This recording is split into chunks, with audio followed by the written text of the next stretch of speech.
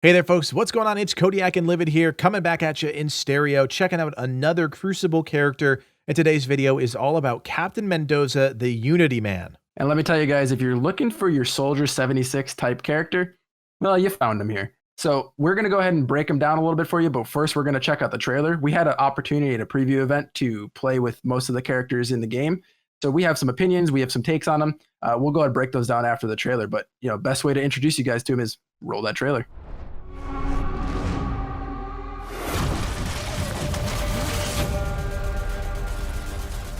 When in doubt, Shooty boy. empty the magazine. Yeah, this guy. Captain Mendoza, the Unity vet. Been in the military forever. Oldest captain in the Unity. Got busted down once for Like punching an futuristic officer. Scarface. Has a combat story for every sector of space. Carries a pulse rifle. There are many like it. That one is his. Crucially, he knows how to use it. His specialty is being where he's got to be. You find yourself in a pinch and need an ally, he's going to be the guy. I don't know if you who's gonna noticed, come but he has a gun. sprinting to find you. He can call down his own portable cover. His damage complete with output, as medkit, insane as it looks here, and I'll even it's bring that flash insane. grenades for added support. No better friend, huh? No worse enemy. All right. So we got a Shooty boy. We got a Soldier boy. We both played with him at this point. What's your hot take? What's your initial thoughts on Captain Mendoza? He's got a little more like flavor to him than Soldier 76 himself. It's a character like that that just shoots, but not much more. He's your generic run-of-the-mill shooter character that's put in there. I think he's a good introduction class for anybody that wants to play the game. Getting into it, I think he's a good starting point. And but just because he's a starting point doesn't mean he's bad. He can very much keep up with other characters in terms of a DPS on the field. Yeah, I always feel like these types of characters they're there for anybody who wants to just feel familiar with a game. Like I've never played this game before. I just need a character to play that I can just get the basics of the game down. And Captain Mendoza is that guy. But like Livid said, there is a little bit more depth to him, and we'll talk about those in the essence upgrades in a few minutes here. But he's an okay character. I mean, I liked him, but I didn't feel like he really stood out to me. And I think that's by design. But by looking at all of the other characters that we've talked about, where does a Captain Mendoza fit into the picture? Does he even fit into the picture? I think he fits in. I don't think he's as strong as some others, but he fits in as a DPS role. Like, he is there to just pump out damage. And that's pretty much it. You need to be using the gun just as much as you saw it in the trailer that he's using it. Right. And I mean, again, we talk about this in every video. It's a PvEVP game, which means there are PvE elements and there are PvP elements. And he excels at both of those far more than some of the other characters in the game. 100%. Yeah, his damage output is actually quite significant when he can get laser focused on a target. All right, so take people through his kit. What does his kit do well? Go through the abilities if you want. Just what is the essence of this character? He's got his standard issue rifle. It's got a significant amount of ammo, I think, enough to really keep you sustained. Like, you could probably get characters down a good third, maybe half of their health in one mag, which is pretty good. He's got a constant sprint, just like something like Soldier 76. You can sprint around infinitely. So he's pretty mobile. He's more mobile than some other characters, being able to constantly have that increased movement speed. He's not super fast, but he can outrun people over time because he doesn't have to worry about a stamina or a cooldown on that, which is good. He's got a supply drop, which when it calls down, it's kind of like a bunker that you can kind of stand behind and do a little bit of damage from. But the cool thing about it is it also comes with a med kit. And med kits are spawns that you find around the map that you can replenish that are basically like pocket heals. You get like a 3 to 4 second cooldown on your heal to use it. Having a character that can drop an extra one down when you guys need it can come in clutch. So it's really cool. He also has flash grenades, which he can throw to blind enemies. So he's got a little bit of CC, able to keep people guessing where he's at if he's pumping them with ammo, and that's really about it. That's his full kit. I mean, the key to him is being able to aim with that gun, keep your targets in your sights, because none of his other abilities do any damage. Sprint doesn't do it. Supply drop, nope. Flash grenade, nope. I mean, you have to be able to have some familiarity with shooters to be somewhat good at this character. Yeah. All right, so why don't you take us through the essence upgrades here? Remember, guys, you have to pick your essence upgrades before each round. It's one of the unique features of this game. You pick your essence upgrades, then you get into the match, and then through the PvP and the PvE, activities in that match, you unlock each of those tiers. So Livid, take us through tier 1 here. So tier 1, we got 3 choices, just like with every other character.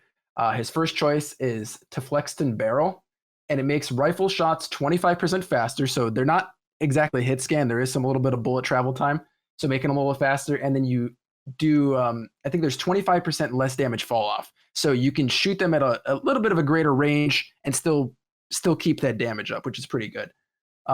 His second choice is MU-21 mini flash grenades. It replaces your grenade with 3 mini grenades. Now, this increases the cooldown, I think, by about 4 seconds on there.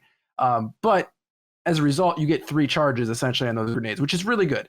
So you have 3 opportunities to blind people. You know, you can pop one, run a little bit away, pop another one, run away, pop another one, and it gives you a little bit of an escape, which is good.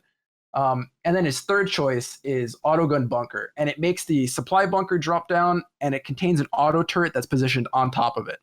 And out of the 3 kind of choices, they're all pretty good. This one was interesting. It kind of gave like a little, if you want to hold a position with your teammate, it kind of puts a thing on the map that people are kind of afraid of because it's kind of beefy to destroy. So those are the kind of 3 choices you get there. They're all pretty good. Right. And they all, instead of taking Captain Mendoza in different directions, they all just slightly push one of his abilities in a direction that you may want on your team. Like Livid said, that supply drop, using that supply drop as all, you know, a location to hide behind as a shield is really valuable when you're playing in a game mode like Heart of the Hive, which was what we were playing in when we were talking about this character. But then again, having those 3 flash grenades is really important too, because he doesn't have great escape. He's got good mobility, but you may need those 3 flash grenades if you're a character that is often out of position and maybe you need that kind of manipulation of your enemies to get away. Yeah, 100%. All right, so tier 2 here, we've only got one option. It's the U14 Experimental Overshield. Gain a 200 strength overshield, which regenerates once out of combat for 6 seconds. So this is a very standard overshield type, you know, energy shield. You're going to get 200 strength on that shield if you're out of combat for 6 seconds. 6 seconds out of combat's pretty easy to maintain. There is a lot of space, especially in the Heart of the Hive map and the Harvester map. So finding a nook or cranny to get that 6 seconds out of combat, it's pretty easy. If you're in a firefight, however, that 6 seconds is a long time and your team may need you. So you don't have any choices here, but it's definitely an interesting way to build this character. Right. And the really cool thing that it synergizes with, though, is that when you are going to heal, for instance, using a med kit, it takes about 3 to 4 seconds, right? So by the time you fully pop your heal, and it takes roughly 2 to 3 seconds for that heal to chunk up to full, by the time you get back to full, your overshield should proc, because since you're out of combat. So they complement each other kind of really well in that regard. Like getting out of the fight, regenerating, and get back in, you can kind of do both at once, which is really good. So you come back in a lot tankier than when you started usually. Right. Can almost hop off and get that shield. It's kind of a 2-for-1 deal. Yeah. All right, Livid, take us through level 3 here. So for level 3, we get 3 options once again. The first choice is Mark 20 AccuScope. Aiming down your sights is faster and more accurate. I like this one a lot. It makes you way snappier, and your bullets tend to register a lot easier. So anybody that might be a little bit bad at missing their shots, this one's pretty good. Also just helps you keep that DPS much better, which is pretty cool. His second choice is Headlong Rush. You knock back and damage opponents when sprinting. And your sprinting speed increases from 8.5 to 9 meters per second. So he doesn't really have any CC to begin with. He kind of has that blind grenade, but this allows him to, like, if you kind of want to get up close to people, which is risky with him, you can run into them and do damage and knock them back, which is kind of cool. Or say somebody grabs you like a Drakal and you sprint into him really quick before turning around, it knocks him back and gives you that little bit of extra distance to escape. So it's pretty cool. And then his third choice is Stimia Health Packs. Medkits apply in-combat shield regeneration for 10 seconds, which is significant. This one is a very good perk to have. I think all 3 actually in this tree, once again, are very good. This one's just really unique in that it keeps your shield going during combat, which is cool. That one always confused me, though, because you have to apply the medkit, right? So you have to be able to use the medkit. The medkit is a 4-second channel or something like that.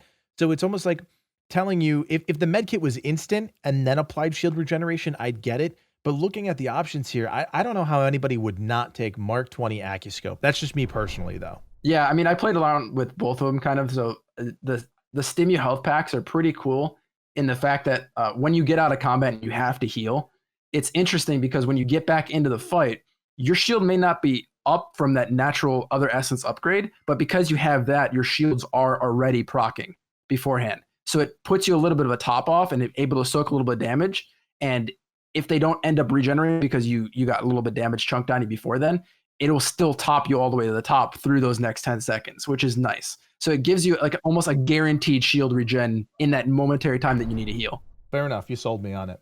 All right, moving down to level 4 here. We only have one choice, Magna Clip Loader. Rifle magazines increase from 24 to 30 shots, reloads 25% faster.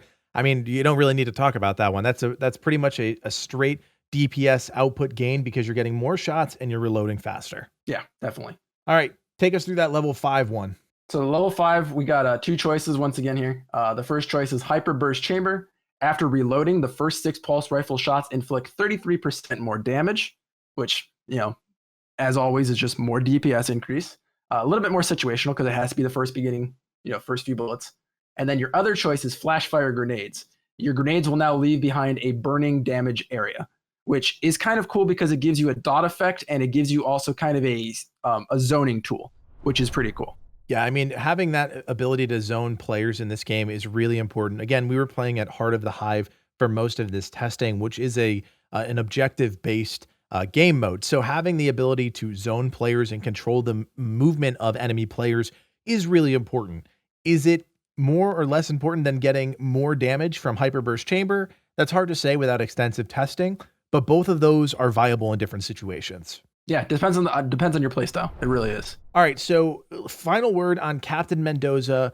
Where does he fit into the grand scheme of things in Crucible, and what are your final thoughts? Grand scheme of things, if you're looking for a DPS on your team and you just want to go with just shoot a bunch of stuff, he's your guy. I mean, I don't think there's any other real pick for a generic just shooter guy with a little extra to his kit. He's not going to wow anybody with his playstyle.